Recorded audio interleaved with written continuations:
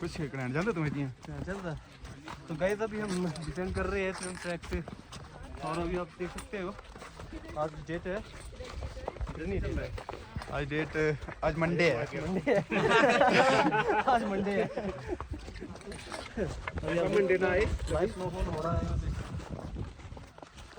Third snowfall continue. भाई date बताओगे date date है कोई किसी को याद नहीं है।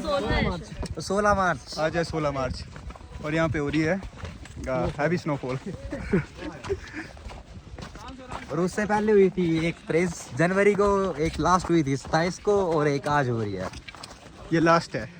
उसके बाद पता नहीं होता। बस ये लोग देख रहे हैं आपको, ये सारे मजे करके आ रहे ऊपर मजे करके आ रहे।